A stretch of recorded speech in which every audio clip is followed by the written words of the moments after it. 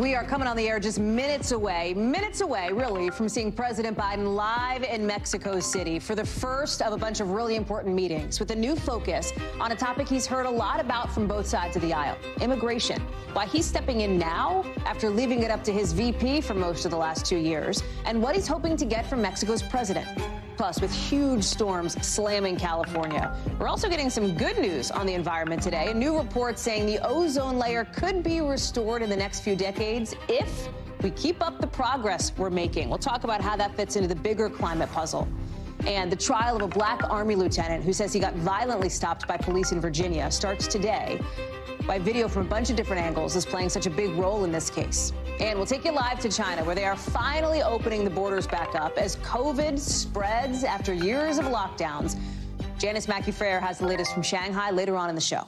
Hey, I'm Hallie, and in maybe the next 10, 15 minutes, we think, President Biden's going to be sitting down with Mexico's president, AMLO, as they call him. We are waiting for that video to come into us to play it out. We'll get it to you as soon as we have it, because this is important, right? It is the first formal meeting after the two leaders posed for what was sort of the welcome photo, right? The "you are now officially here at the National Palace in Mexico" photo. There they are, all standing side by side, the first ladies with them as well.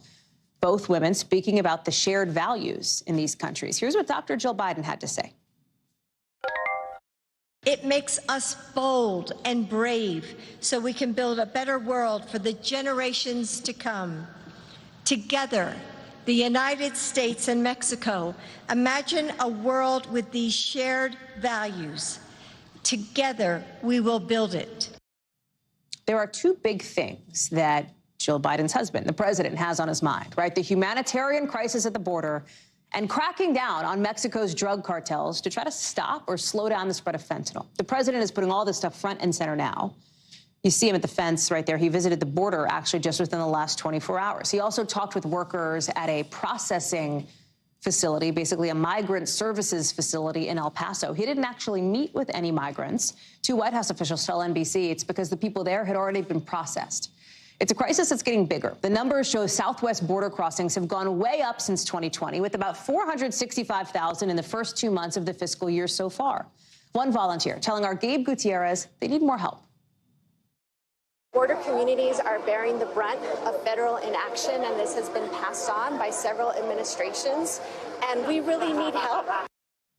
It's not just immigration. The president also wants Mexico's help cracking down on fentanyl. Early CDC numbers show nearly 107,000 Americans died of an overdose in 2021, driven by a huge spike in synthetic opioid deaths. The timing is really interesting here. Okay, it's the first time that the president has visited the border, not just as president, but our team checked, he didn't do it as vice president either. For the most part, he's left immigration issues up to his vice president, Kamala Harris, which has created some frustrating moments for her. Remember this exchange with our Lester Holt back in 2021? We've been to the border. You haven't been to the border. And I haven't been to Europe. And I mean, I don't understand the point that you're making. Monica Alba is traveling with the president in Mexico City. We lay this out, right, Monica, because this has been a journey for President Biden to get where he is. Talk us through. We haven't seen much so far other than that so-called family photo, but this meeting is set to start, we think, soon if it's on time. What are the expectations? And a lot of the most important parts of this conversation, Hallie, are probably going to take place behind closed doors or behind closed motorcade doors. That's what happened last night when President Biden touched down here in Mexico City. He was greeted by the Mexican president, AMLO, and the two shared this ride into downtown, which was about an hour long. So the conversation really got started there. And this is a president who always says there's no substitute for face-to-face conversation with a world leader, especially when you're talking about things as complex as mass migration and border policy. So absolutely, he's going to be raising that at the top of his list, likely bringing up his impressions from what he saw yesterday.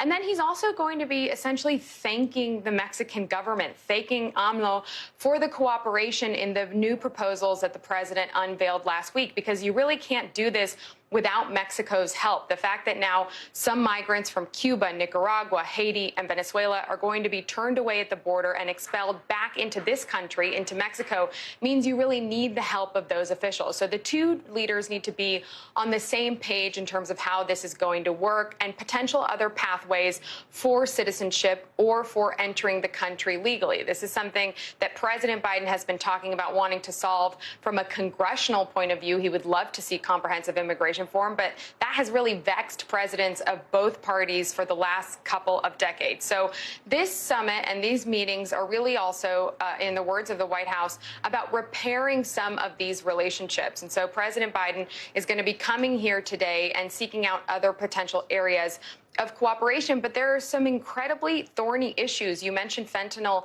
and those spike in overdose deaths in the United States in your intro. That is a really big part of this, I'm told, and something where the U.S. would love to see some progress, perhaps a counter-narcotics agreement, something. But you better believe that behind closed doors, when this meeting continues, the president is going to be asking his Mexican counterpart to continue to crack down on the cartels. AMLO, as he is called here, has had a strategy of something called hugs, not bullets, in trying to deal with some of these drug lords. He's received a lot of criticism for that because the violence has continued to escalate. So I think you can expect President Biden to say we need to work together to do more to stop the flow of fentanyl specifically, but other dangerous drugs. And that is just one big part of this, but it is connected to not just the drug trafficking, but the human trafficking. So there's plenty for these two to talk about in the next hour or so in the presidential palace behind me, Hallie. Monica Alba, we will be talking about it live right here on NBC News Now, because we're going to be bringing our viewers this meeting live. Stay close to the camera. We'll see you in a couple of minutes if, in fact, President Biden and AMLO are on time. Appreciate it. We've also got some developing news that we broke in our last hour here. President Biden on the phone with a different leader, the president of Brazil, Lula da Silva, because of those January 6th-style attacks by thousands of supporters of Brazil's former president. President Biden is saying he condemned the violence, that he has a lot of support for the free will of the Brazilian people. And here's one of the most important parts. He invited Lula to come to Washington in February, just a few weeks away. Lula has accepted. You're seeing some new video now obtained by NBC News that the former Brazilian president, Jair Bolsonaro, is in the United States. This is him outside an Orlando suburb. He's walking around. That's him in the blue shirt and the dark shorts there, shaking hands with people, etc. We've heard from Vice President Harris in just the last couple of hours speaking about the attack as she was swearing in the new ambassador to Brazil. Watch. Let's be clear. This was an obvious and clear attack on a democratic process, and we condemn it, of course. So take a look. These are the images, right? Some of the rioting here, all of it sparked by far-right extremists making up conspiracies about fraud that are not true. The Brazilian Supreme Court is pushing troops to clear out the protesters, with up to 1,500 people under arrest. And President Lula of Brazil meeting with his cabinet today, blaming Jair Bolsonaro for those false claims about fraud. Basically lies about election fraud. When I asked the National Security Council spokesperson John Kirby about those allegations today, he says the U.S. is going to support anything, any investigation that Brazil wants to do. Does this administration believe that former President Bolsonaro played a role in inciting his supporters? President Lula's called for an investigation, and I think we're going to let that play out right now. I think it's important to let the Brazilian authorities take a look at this appropriately and determine, if someone's responsible, who that might be and at what level. Guad Venegas is in Miami outside the Brazilian consulate there. And let's start with the news that has developed just in the last 45 minutes, not even, Guad, which is the news that President Lula of Brazil will likely come to, or at least has been invited to, Washington in a few weeks, as he and President Biden have now spoken. The concern here, right, and people might be thinking it, they're going, wait a second, a nation's capital stormed over lies of election fraud, spurred on by a former president. I mean, that sounds a lot like January 6th in this country. Hallie, so many parallels when people look at what happened in Brazil over the weekend and what happened here on January 6th. Well, we know that Jair Bolsonaro, former president of Brazil, as you mentioned, is in the United States as well, ironically. And he has taken to Twitter. First, he did at one point say that breaking into government buildings the way these protesters did, the word he used was against the rules. But then he added on social media, he added a message saying there's no proof that links him them directly to the events that took place in Brazil. We know that Lula da Silva, the president, the current president of Brazil, has initiated this new investigation. The military is now in control. And Lula da Silva, when he spoke last night, he mentioned that he believed there was people behind the protesters, what he called financiers. He said somebody was financing what happened. And this investigation, of course, will keep going. But there's reports that buses could have been used to bring the people to Brasilia. They're also looking into the police in the federal area in Brasilia. This is the federal district. They're looking into the actions being taken by the police and why those rioters, those protesters, were able to get so close to these buildings and eventually enter the buildings, as we saw in the images, Hallie.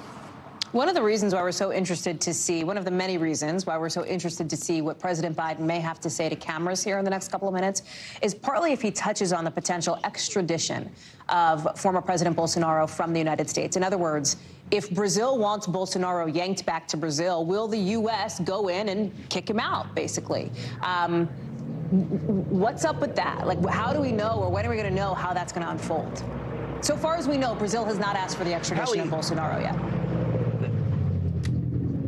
Correct. So we don't have any information that they have. They say that the investigation will continue. Now, I spoke with an expert about this, and he indicated, well, for someone who's in the United States with a visa, in order for the American government to expel them, the individual would have to violate some type of U.S. law or immigration policy that would then have them be expelled from the country, right? But we're talking about a possible extradition. That means that the government of Brazil would have to bring that up and go through that process with the American government and ask for a possible extradition. Of course, this is something that is much more intricate than we understand it right now, because Bolsonaro, we know, left Brazil when he was still president. So there's many more things to be looked into, like the fact that he might have entered the country with the visa that's given to presidents, but he's no longer the president of Brazil. So what's his legal status in the U.S.? At one point, is his visa then changed into a tourist visa? So there's lots of details that have to be looked into.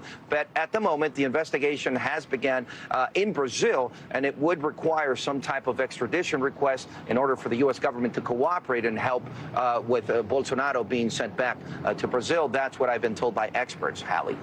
Squad Venegas live for us there in Miami outside the consulate there. Appreciate it. Some breaking news here this hour that the White House is now responding to a new report that a federal prosecutor is looking at classified documents from the Obama-Biden administration that were found at a vacant Biden office space. Mike Memoli is joining us now. And Biden typically, right, and there are no parallels here, but people think classified documents, you know, reviews, et cetera. Everybody, I think, thinks of Donald Trump and Mar-a-Lago. This is different, and the circumstances are very different, too, at least from what we know, what has been reported. What is the Biden administration officially saying about this? Yeah, Hallie. So what a White House attorney is saying is that the reason why, as CBS News first reported on this, ran this headline that really raised a lot of eyebrows, as you know, that the U.S. attorney is looking into the discovery of classified documents at Biden's office that was during his interregnum, the 4 years between his vice presidency and when he was elected president, is because Biden's team reported it directly to the Justice Department. Here is what happened. It's very legalistic, but I'll try to break it down in plain English here. The vice president, after his time in office expired, he opened up two different, actually, schools. One at the University of Delaware focused on domestic policy, and then one focused on foreign policy that was affiliated with the University of Pennsylvania. It was called the Penn Biden Center, and they had a wonderful office in downtown Washington overlooking the National Mall. Now, at the time, former Vice President Biden had a personal office as part of the larger suite of offices there, and very recently, some of the president's personal attorneys were basically packing up that office. He hadn't been using it really since he launched his campaign in 2019. And so in the process of packing up the office and finding they did discover some documents that were marked as classified. According to this new statement from the White House attorney, as soon as they discovered that, they quickly alerted both the Justice Department and the National Archives, who have now taken control of custody of the documents, but also are looking into why those documents might have been there and whether there might have been any wrongdoing in the process here. The White House is insisting everything is above board here, and they're fully cooperating. Mike Memoli, live for us there in Mexico City, traveling with President Biden. Mem, thank you. Let's talk about what's happening in our capital here in this country, in the United States, because the House floor is up and functioning. today, right? The first full working business day where members of Congress and the House are actually doing business as sworn-in members of the House. They're debating this rules package. They're set to vote on it pretty soon tonight. The rules package is exactly what it sounds like. It is a set of rules, a set of guidelines that determines how is this Congress going to govern. It's inside baseball. Like, I'm going to be real with you. It is an inside baseball thing. And if you're like, well, why are you telling me, Hallie? Like, this is not an inside baseball show. It's because even though typically these rules packages don't get much attention, this one in particular, this is the thing, right, was basically the only way that Kevin McCarthy could become Speaker of the House. Because he made some deals, he made some concessions with that group of far-right Republicans to get their votes. Now, they've got to vote on all of that, right? That's this package. It's expected to pass. But some Republican moderates, right, not the ultra-conservatives, but the moderates, are worried that McCarthy's catering to the far-right members a little too much, and all of it. Here's why this matters. Here's what makes it from inside baseball to, like, regular baseball. This matters for what it says about how the House moves forward.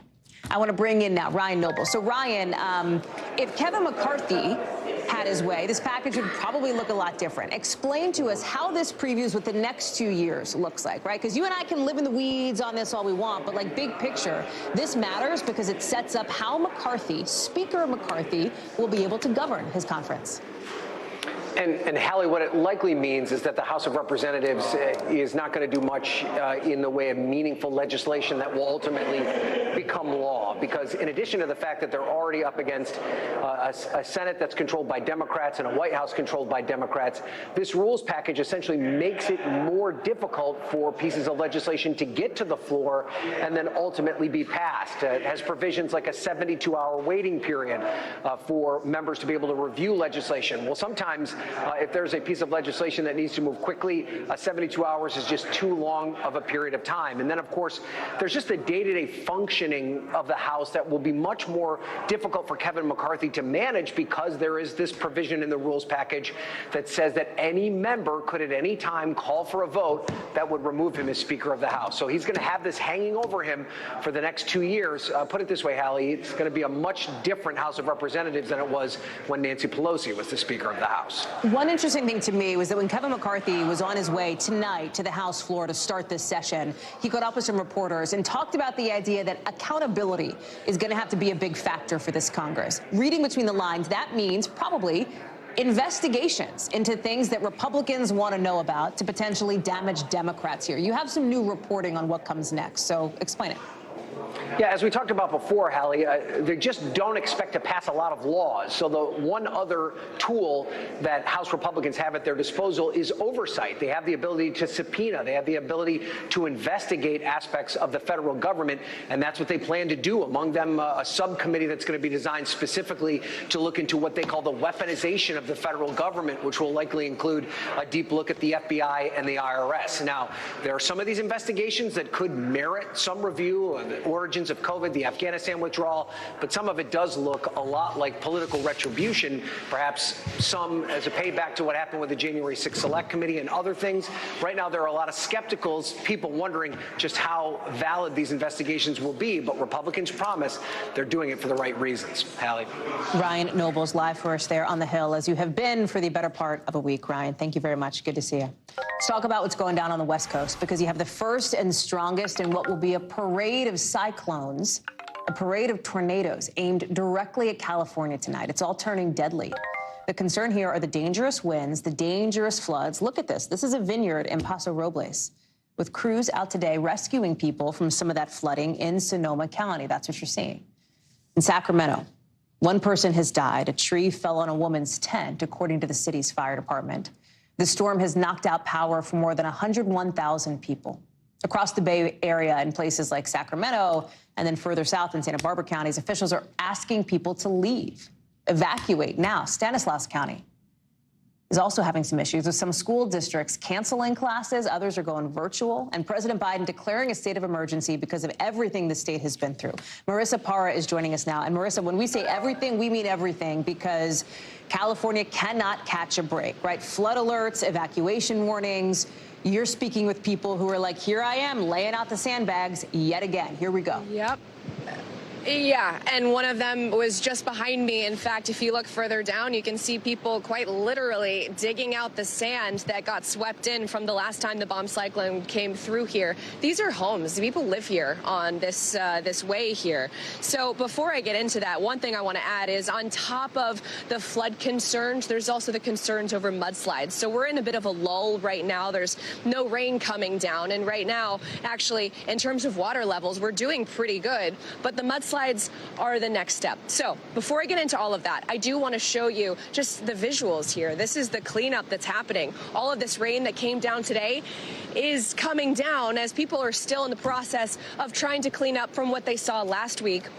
So we have this guy that's trying to clean up his home. But then over here, you have businesses that are still trying to recover from what they saw last week, too. Those windows are boarded up because the water levels got so high, Hallie, that in fact, they had logs and trees ramming into their businesses, breaking the windows. And if you come over here, you'll actually see that wharf. This was completely, part of it washed away as a result of not only the water levels, but the winds and the rain. So when we talk about what's next, the concerns, there is heavy rainfall happening just south of us. But right now, even places like this that aren't experiencing the rain, well, over the next couple of days, they will be experiencing rain. And even if flooding is no longer a concern in your specific area, landslides are. You have to remember wildfires that have happened have left a lot of empty spaces where there was vegetation. That soil is now very vulnerable in ways that it may not have been. It might have helped catch the rainfall, and instead now it's creating areas where there are mudslides that are happening. There are highways that have been shut down, even around where we are right now. There's a lot of cutoff access. So, Hallie, a lot of concerns in a lot of different ways between the rain and the wind, depending on where you're living here in California. Marissa Parra, thank you very much. Live for us there in California. Please be safe. Appreciate it.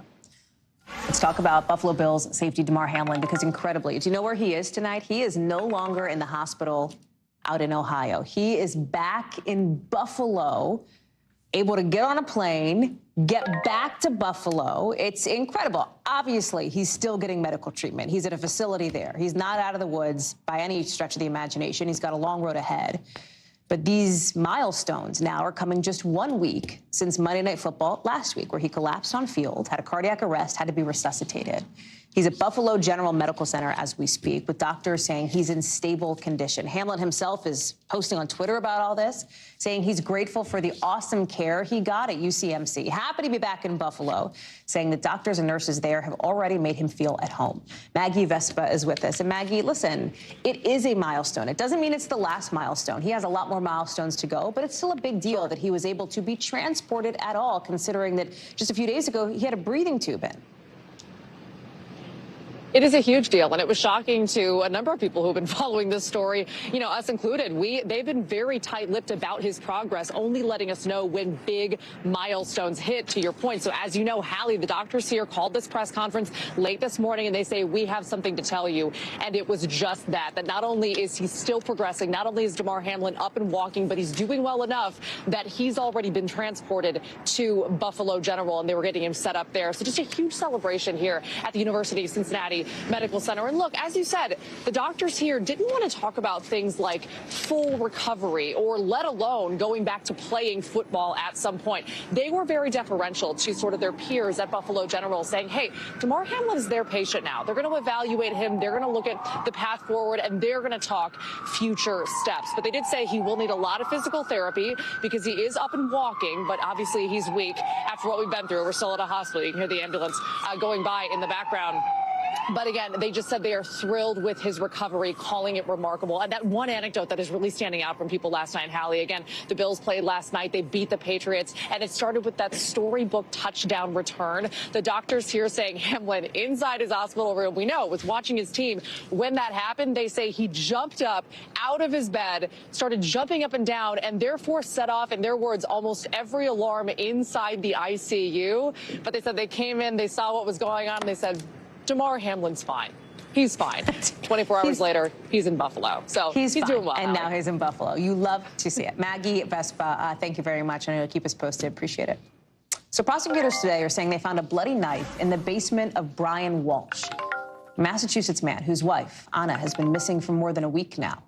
You're about to see him in court this morning. Prosecutors say he allegedly bought about $450 worth of cleaning supplies that included tape and mops at a Home Depot last week. He's pleading guilty, not guilty, I should say, to the charge of misleading police. He's being held on a $500,000 cash bail. So what's the deal here? He told police he last saw his wife, Anna, leaving their house on New Year's Day when she took a car service to the airport to fly to Washington, D.C. for work. Prosecutors say there's no record of like an Uber or a Lyft. Her employer reported her missing last Wednesday. Kristen Dahlgren is joining us now. And Kristen, the details we're getting from prosecutors today are raising a lot of questions about Brian Walshe. What else is he saying? What else are we finding out? Yeah, absolutely. A lot of evidence laid out there in court today. And it's interesting because this isn't Brian Walshe's first brush with the law. He pled guilty to a fraud charge for selling fake Andy Warhol paintings in 2018. And why that is significant is because he was awaiting sentencing. And so he was staying at home, but had to let authorities know where he was whenever he went out. He was allowed to bring his kids to school, and that was about it. So during this critical time, when she was not reported missing, but nobody had seen her, he had to let them know where he was. And that's where they were able to get him on these allegations of misleading police, because they say he told them on January 2nd that the only place he went was to take his son to get some ice cream. Well, that's when they say they have video of him at a Home Depot spending $450 on cleaning supplies. They said at another point he told them that he went to see his mother, but he took a while because he got lost going to his mother's house, and then he also stopped at a Whole Foods, at a CVS. They say they have no records of those incidents at all. And so at this point, only charged with misleading police, but they are continuing to search for his wife and search through this evidence that they're gathering. Yeah, mysterious circumstances for sure. Kristen Dahlgren, thank you very much for that update. We appreciate it. Thank you. Coming up here on the show, the UN says the hole in the ozone layer is actually healing. That is an incredible and unexpected piece of good news. We'll talk about that. Plus, look at what you're looking at right here in that picture. Well, you were. That's a live look at President Biden getting ready for that meeting, that big bilateral meeting, the secretaries of state, DOJ, Commerce, all in the room. This will be a significant moment for the president when it comes to foreign policy between the U.S. and Mexico. We're looking to see who else you might be able to see in there. If you recognize John Kerry, you are correct. He is there as somebody who is taking on a role in some of these discussions. We're going to have much more when we come back right after the break.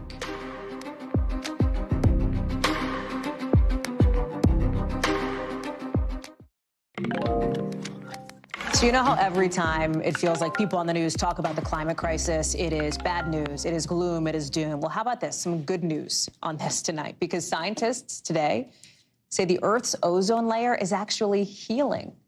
Look at these pictures. This is a big deal. The ozone layer, you know, is the thing that blocks radiation from the sun that's been linked to skin cancer, cataracts, crop damage. The ozone layer protects us from some of that. You can see this animation now that NASA is releasing. The change in how thick the ozone is over the last few decades. It's actually getting better. And why is it getting better? Because people aren't using as many, manufacturers aren't producing as many CFCs, chlorofluorocarbons. This is something that's in insulating foams. It's a refrigerant. It's not good for the ozone. People kind of got smart to that, and it's been used less and less. That's been making a difference. Now, listen, here is your grain of salt caveat, right? The progress is slow. They hope this hole that's actually a thinning in the layer over Antarctica is going to be filled, but it'll take some time. 43 years time, specifically, to be exact. Bill Cairns is joining us now. And Bill, like we always have you on to talk about the destructive storms, and especially what we're seeing, for example, in California. We often ask you about the climate connection as well. And this is a big deal for the climate because it means that not all hope is lost, right? That things that humans can do can actually help undo the things that humans did before. Hallie, in terms of environmental issues, this is the biggest victory that we've had in humanity. Like, we had a major problem. Well, please write our lead next time. My Lord, Bill, that's one way to say it. Well, yeah, I mean, you think about it. You know, in 1985, all of a sudden, scientists were like, "Wait a second, we have this hole in our ozone, and ozone is what protects our skin from ultraviolet rays and our crops." And they were like, "We got to fix this." And as a world population, we've never come together before to solve a problem like that. And so the UN met, they came up with the Montreal Protocol. It only took 2 years, and everyone was like, yes, let's get rid of these chlorofluorocarbons. You know, that's what was in your refrigerators, in your air conditioners, and they banned them. Now, it took until the year 2000 for the hole in the ozone. That was when it hit its peak, its climax. That was when it was its largest. So it still was 13 years later. And so over the last 20 years, scientists have been watching it, and they were going to say it was getting better, but they weren't quite sure. And then finally, they've now come out, as yesterday, and they said it had hit its peak. It's its biggest. And as you mentioned, it's still going to take a long time. And this is kind of our climate lesson here, Hallie, is that they say it's going to be till 2060s until Antarctica fully recovers. That's going to be 80 years later. So when you do something to the atmosphere of our planet, and then you want to try to change it, it's going to take a long time. And that's what people really don't understand about, even if we stopped using, all of, oil and gas and everything today, it's like 100, 150 years later that those changes would be found. But that makes a difference, right? I mean, whether it's 80 years or 100 years or 150 years, presumably humanity will still be on this planet.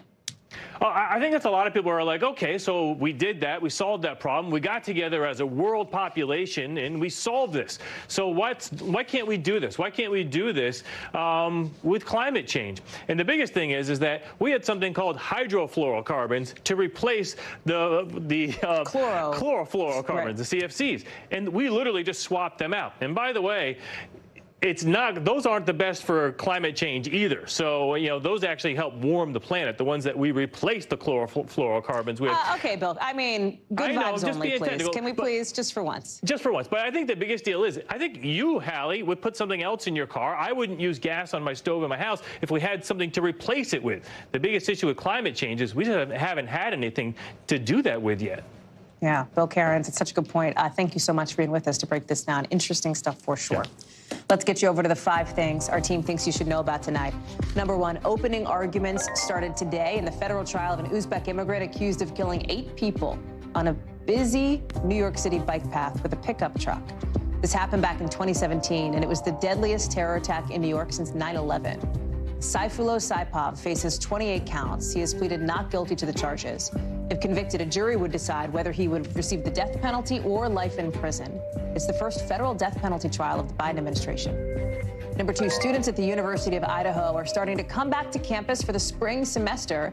It's happening days after a suspect was arrested. This is the first time they're back, right, since a suspect was arrested in the murder of 4 students. That person is due back in court later this week. Number 3, more accusations of lying against now Congressman George Santos. A watchdog group has filed an ethics complaint against Santos, who's a Republican from New York, to the FEC. They say he violated campaign finance laws. Remember, Santos had already been under scrutiny for lying about and embellishing stuff like where he worked and where he went to school while he was running for office. Number 4, the restaurant Noma has been voted the world's best several times, but guess what? It is stopping service next year. It's shutting down. A meal at this hotspot in Copenhagen costs something like $500 a person. Its chef now says the restaurant will instead become a test kitchen dedicated to food innovation and the development of new flavors to focus on sustainability. Number 5, the first ever space launch from the UK is just happening. From UK soil, a modified Boeing 747 from Virgin Orbit took off from a surfing town in England. It's carrying satellites that the company says will circle the Earth to help with stuff like national security, maritime research, and detecting illegal fishing. Still to come, China opening up its borders to tourists for the first time in years. We'll take you live to Shanghai next. Our own Janice Mackey-Frere will tell us how folks are feeling about this big step since the pandemic started.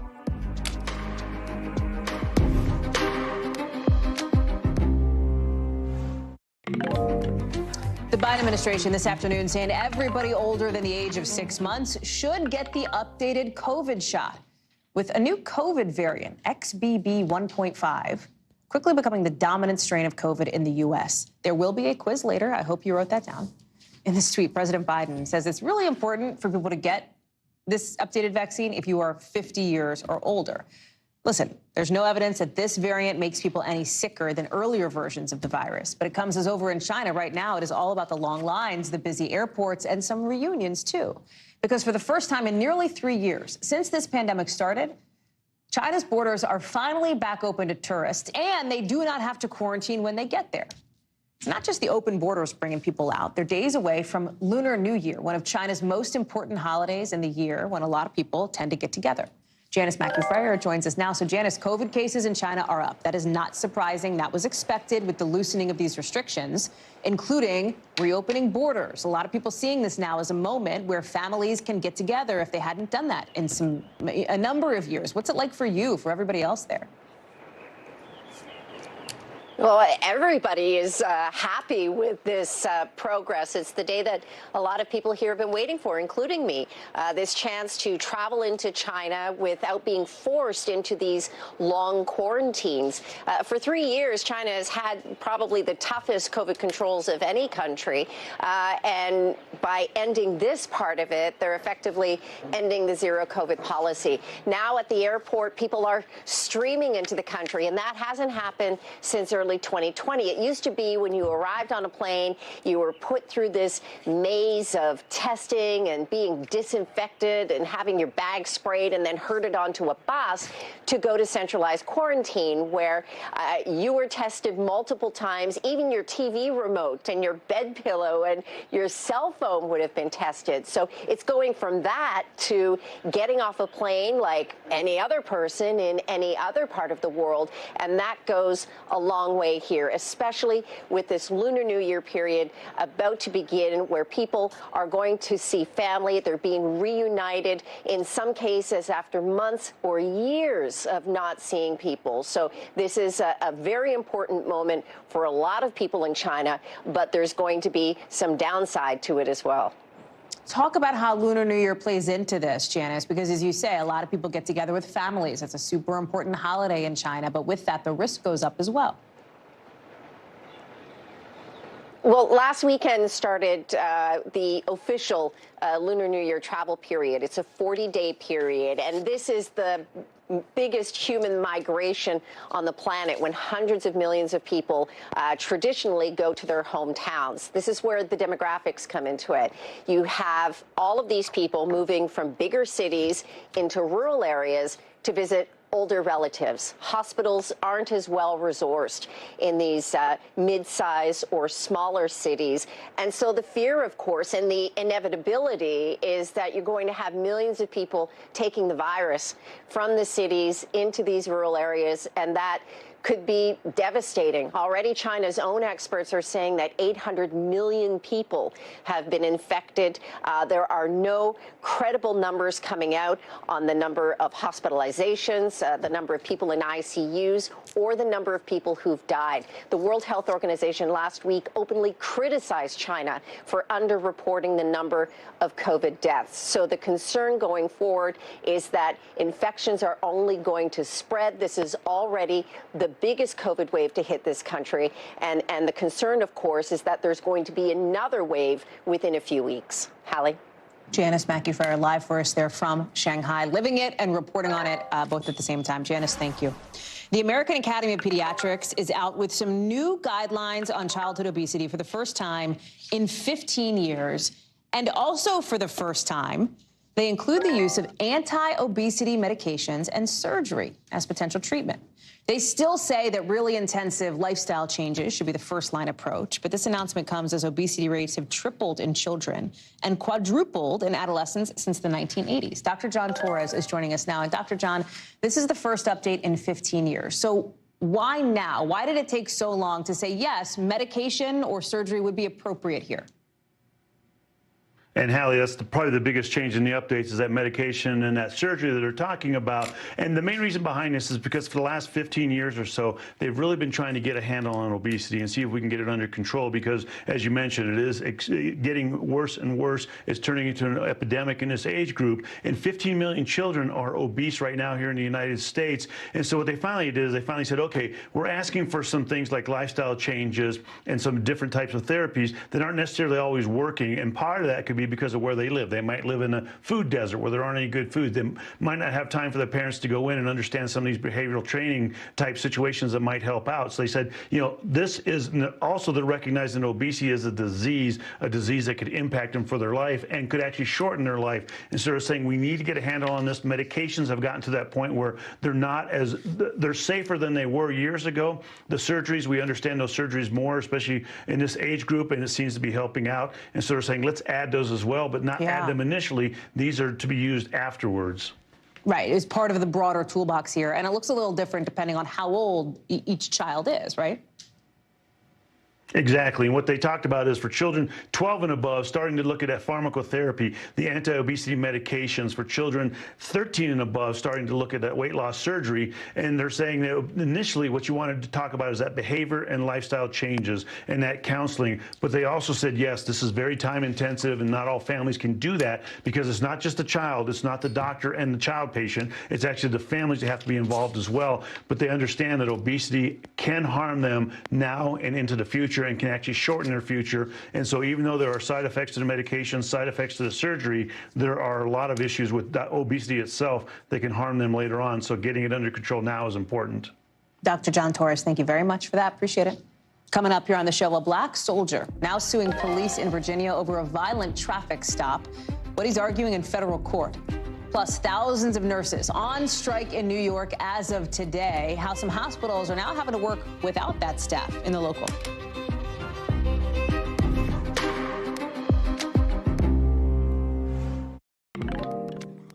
A trial getting started today in a Virginia federal courtroom over an alleged violent police stop against a black U.S. Army lieutenant in 2020.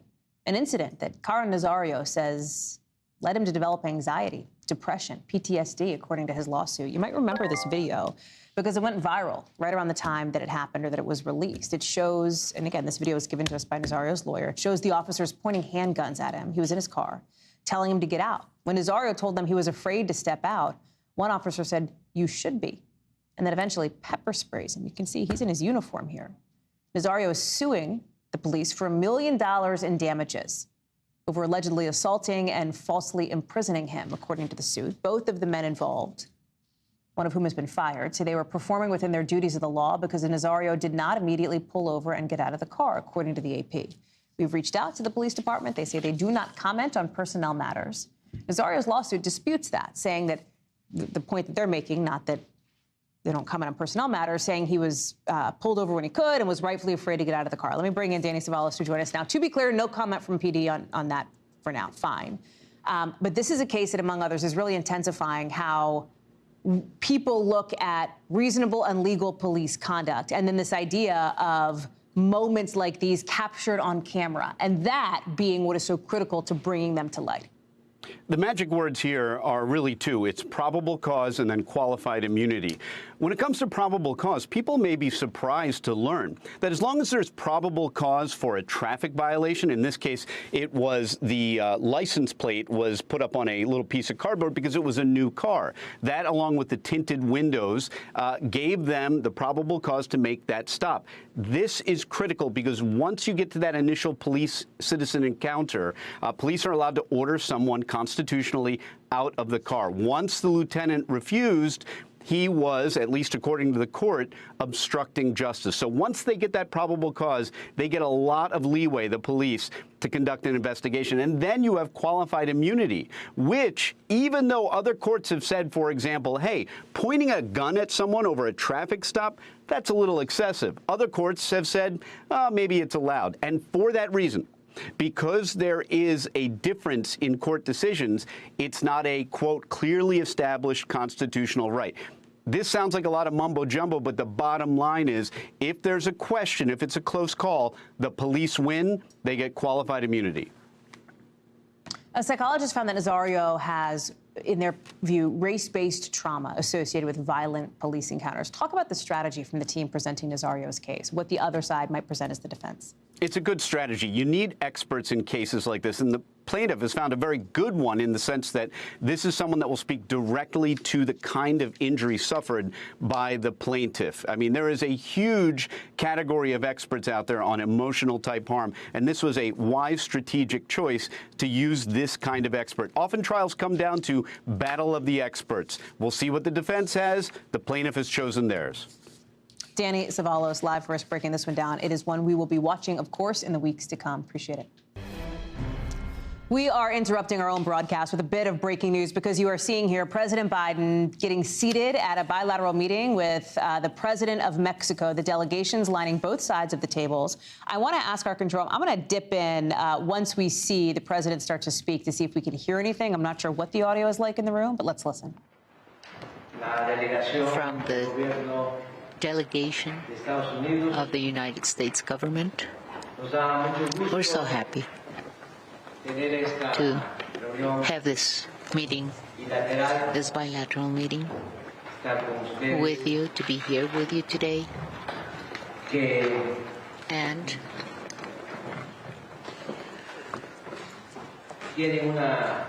it has a close link with us, more over and beyond the strategic part of this, even our big neighbors. This is a relationship which is fraternal, relationship of friendship between our two peoples. Dear President Biden, I am certain that you are a humanistic president, a visionary president, and that there are conditions that couldn't really be better to initiate a new policy of integration, of economic, social integration, Mr. President, in our continent. USMCA, Mexico, the United States, and Canada, it has shown to be a valuable instrument to consolidate our productive processes, taking advantage of the great potential that the domestic market represents in our region.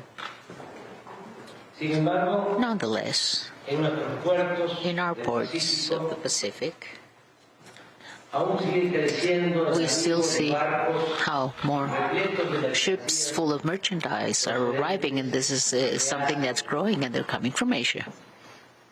And the question we're asking here is the following.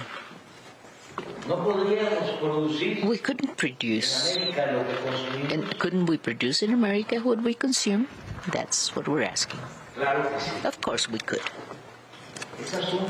This is a matter of definition and planning as well, together, planning together, joint future development planning. Being united, partnering in America amounts to consolidating definitely the most important region of the world. We have so many advantages for that. Among them, for instance, we have young labor force, creative labor forces, with technological development and also with great wealth of natural resources. Distances between our countries, among our countries, allow us to save in terms of transportation, and we also have enough demand in our marketplaces. Per capita consumption of America is $18,100 a year. In Asia, it's $4,400 in Asia. Nonetheless, productive integration we're now proposing should also have the backing, the support of public-private investment for the well-being of all the peoples of America, without excluding anyone. Let us remember that March 13th, 1961, President John F. Kennedy proposed and informed through the White House, and he was there talking to ambassadors of Latin America and the Caribbean, the plan known as Alliance for Progress. At that time, the United States invested in 10 years' time $10 billion. At today's prices, that would be $82 billion for the benefit of the peoples of Latin America and the Caribbean. Nonetheless,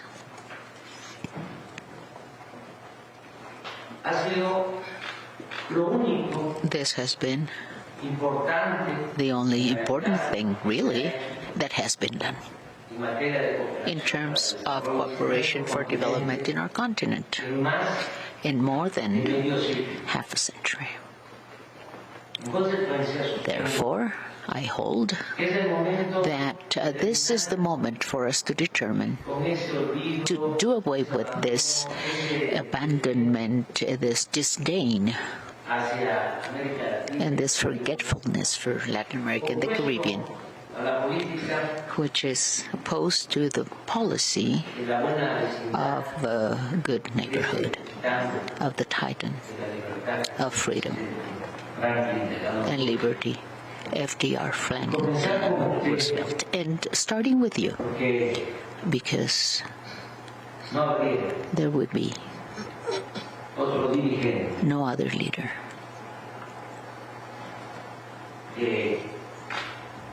that could implement this enterprise, beginning with you, to start a new stage with you, Mr. President of the nations and the peoples of the continent, as of respect and mutual aid and help and assistance.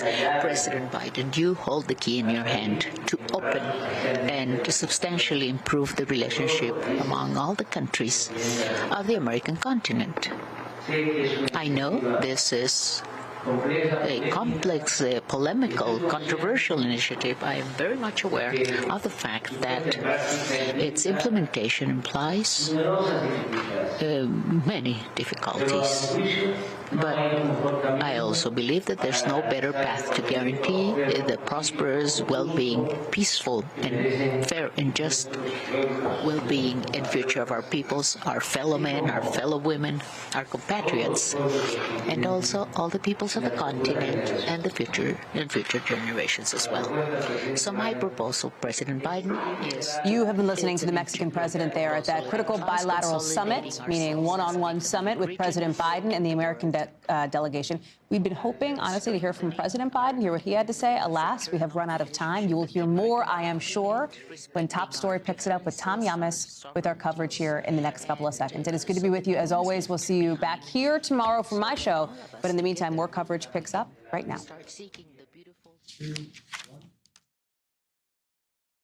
Thanks for watching our YouTube channel. Follow today's top stories and breaking news by downloading the NBC News app.